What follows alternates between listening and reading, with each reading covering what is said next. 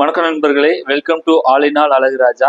இன்னைக்கு நாம எதை பார்க்க போறோம் அப்படின்னா, இன்னையோட தேர்தல் முடிவுகளை பத்தி தான் பார்க்க போறோம். அதுலயும் முக்கியமா பார்க்க போறது என்னன்னா, ரொம்ப ஆச்சரியத்தை கொடுத்தது எனக்கு என்ன அப்படின்னா, பிடிஆர் பழனிவேல் தியாகராஜன் அவர்கள் எவ்வளவு பெரிய ஆளு, எவ்வளவு பெரிய அறிவு சார்ந்த விஷயங்களை பேசக்கூடிய ஒரு மனுஷன். அவரு தோத்து போயிட்டாரு. அப்புறம் பார்த்தீங்கன்னா, முதலமைச்சர் மு.க.ஸ்டாலின் யார் யாரோ ஜெயிக்கிறாங்க, ஆனா முதலமைச்சர் மு.க.ஸ்டாலினே தோத்து போயிட்டாரு. இதெல்லாம் எனக்கு ரொம்ப ஆச்சரியத்தை கொடுத்தது. ஸோ இது சம்பந்தமா பேசணும் அப்படின்னு என்னோட கருத்தை நான் சொல்லணும் அப்படிங்கிறதுக்காக தான் நான் இன்னைக்கு இந்த வீடியோவையே உருவாக்குறேன். இது என்னோட கருத்து. ஏன் இந்த தடவை திமுக தோத்துது அப்படின்னு நீங்க பார்த்தீங்க அப்படின்னா, நான் ஜெயலலிதா ஆட்சி காலத்துல பாத்தீங்கன்னா, ஜெயலலிதாவோட ஆட்சிக்கும் இந்த ஆட்சிக்கும் இருக்கக்கூடிய வித்தியாசங்களை நான் பார்த்தது என்ன அப்படின்னு பாத்தீங்கன்னா, ஜெயலலிதாவோட ஆட்சி காலத்துல அந்த அம்மா ரொம்ப ஸ்ட்ரிக்டா இருப்பாங்க. அன்னைக்கு நீங்க பாத்தீங்கன்னா, இந்த அச்சுராஜா, அண்ணாமலை, ஏன் பிஜேபி அப்படிங்கிற ஒரு கட்சி இந்த தமிழ்நாட்டுக்குள்ள பேரு கூட அடிபடவே இல்லை. அந்த அம்மா சொன்னாங்க, மோடியா லேடியா அப்படின்னு தைரியமா கேட்டாங்க. எவனாவது ராங்கா பேசுனான்னா சும்மா உள்ள தூக்கி போட்டு நொங்கு எடுத்தாங்க. அது மட்டும் இல்லை, ஏன் விஜயகாந்த் அவர்கள், கேப்டன் விஜயகாந்த் அவர்கள் மேலேயே எக்கச்சக்கமான கேஸ், மாவட்டத்துக்கு 2 கேஸ் போட்டு அவரை அங்கே எங்கேயும் அலைய விட்டு நொங்கு எடுத்தாங்க. அவரையே நொங்கு எடுத்தாங்க. ஒரு அரசியல் கட்சி தலைவர் அவரே என்ன பாடுபட்டாரு தெரியுமா? யாரு பேசினாலும் அந்த அம்மா எடுத்து பேசினா வழக்க போட்டு சும்மா தூக்கி போட்டாங்க. ஆனா ஸ்டாலின் பண்ண தப்பு என்ன தெரியுமா? ஒரு முதலமைச்சரை உள்ள பூந்து கழுத்தறுத்து போடுவேன்னு ஒருத்தன் சொல்றான், ஒருத்தன் வீடியோ மேக் பண்றான். அப்படி வீடியோ உருவாக்கி போறான். டே அறுத்து போட்டுருவண்டா வந்தனா அப்படின்னு முதலமைச்சரை சொல்றான். அப்படி பேசுறான். அவன் மேல ஒரு வழக்கு கூட போடவே இல்லை. அப்புறம் அண்ணாமலை, பிஜேபி அண்ணாமலை சொல்லிப்படுறான், பேசிப்படுறான் அப்படின்னு சொல்லி ஒரு துணை முதலமைச்சரை பேசுறான். அவன் இவன்னு பேசுறான். அதுக்கும் கேட்டுக்கிட்டு வாயை மூடிக்கிட்டே இருக்காங்க. அவன் இஷ்டத்துக்கு ஆடுறான். தடி எடுத்தவன் தண்டல்காரங்கிற மாதிரி இஷ்டத்துக்கு ஆளுக்கு ஆடிக்கிட்டே இருக்கானுங்க. அப்பவும் பெரிய ஒரு மாதிரியா சொல்லுவாங்க, திமுக வந்தா ரவுடிசம் பெருக்கும் அப்படின்னு. இதுதான் இவங்க என்ன நினைச்சுக்கிட்டாங்கன்னா, நான் ரொம்ப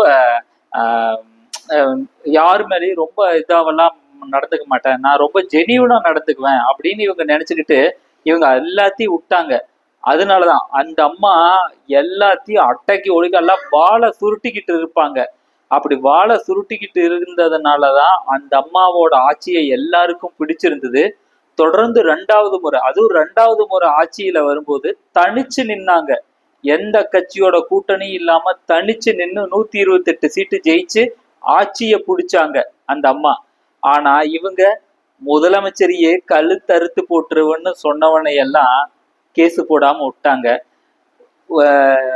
யாரு மேலேயும் வழக்கு போடல. அச்சுராஜா தூங்கி எந்திரிச்சா முதலமைச்சரை திட்டுவா. அண்ணாமலை வாடா போடான்னு பேசுவான். இஷ்டத்துக்கு ஆளுக்கு எவன் திட்டுனாலும் கொஞ்சம் கூட சூடு சோரணம் எதுவுமே இல்லாம இவங்க இருப்பாங்க. ஆனா மக்கள் அதை ஏத்துக்குவாங்களா?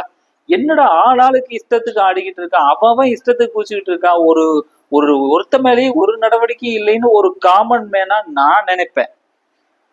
இஷ்டத்துக்கு அவன் ஆடிக்கிட்டு இருக்கான். ஏன் அந்த அம்மா என்ன பண்ணுச்சு? கருணாநிதியவே உள்ள பூந்து வீடு பூந்து ராத்திரியில அரெஸ்ட் பண்ணாங்கல்ல. பண்ணுனாங்களா இல்லையா? அது தப்புதான், அது நான் இல்லைன்னு சொல்லல. ஆனா இஷ்டத்துக்கு ஒரு ரவுடிசம் பண்றவனை விட்டுறாங்க. ஏன் நீ ரவுடிசம் பண்றவனை கூட விடு, அதை கூட பாத்துக்கலாம். ஒரு முதலமைச்சரை உள்ள போது கழுத்தறுத்து போட்டுருவன்னு சொல்றான், அவனையும் விட்டா அப்புறம் எந்த மக்கள் தான் அதை பொறுத்துக்குவாங்க? மக்களுக்கெல்லாம் கோபம் வரத்தான் செய்யும். இது என்னோட பார்வை. இதுக்கு மேல வேற சில பார்வைகள் கூட இருக்கலாம்.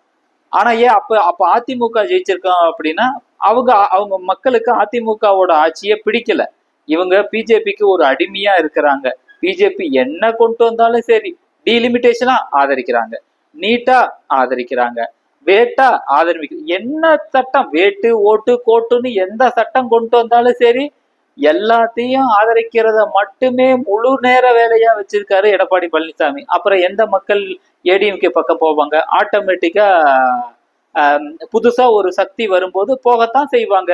அவங்க கிட்ட என்ன கொள்கை இருக்கு, என்ன இருக்கு எதுவுமே தெரியல. எங்களுக்கு ஒரு மாற்றம் வேணும். நீங்க ஒரு நடவடிக்கை எடுக்கல.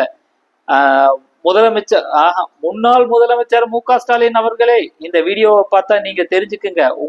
உங்களோட தப்புக்கு உங்களோட தோல்விக்கு காரணம் நீங்க செஞ்ச இந்த தவறுகளை தான். தடி எடுத்தவனெல்லாம் தண்டல்காரங்கிற மாதிரி அவன் இஷ்டத்துக்கு ஆட விட்டீங்கல்ல, அதுக்கு நீங்க அனுபவிக்கத்தான் வேணும். உங்களுக்கு இந்த தண்டனை கிடைக்கத்தான் வேணும். நீங்களே தோத்தீங்கல்ல, உங்களுக்கு இந்த தோல்வி சரியானதுதான். இத நீங்க அனுபவிச்சுக்கிட்டு ஜெயலலிதா மாதிரி நீங்க என்னைக்கு ஆட்சி பண்றீங்களோ அன்னைக்குதான் உங்களால தொடர்ந்து 2 தடவை ஜெயிக்க முடியும். நேத்து நீங்க பேசுனதை கேட்டேன். திமுகனா 2 தடவை ஜெயிச்சதே இல்லை தொடர்ந்து அப்படின்னு சொன்னீங்கல்ல. இதுக்கு காரணம் இதுதான். ஜெயலலிதா மாதிரி சும்மா கெத்தா ஆட்சி பண்ணணும். அப்படி பண்ணுனாதான் மக்களுக்கு பிடிக்கும். சும்மா எவனா இருந்தாலும் வாழை அப்படியே ஒண்ட சுருட்டிக்கிட்டு அவன் வேலையை பார்த்துக்கிட்டு இருக்கணும்.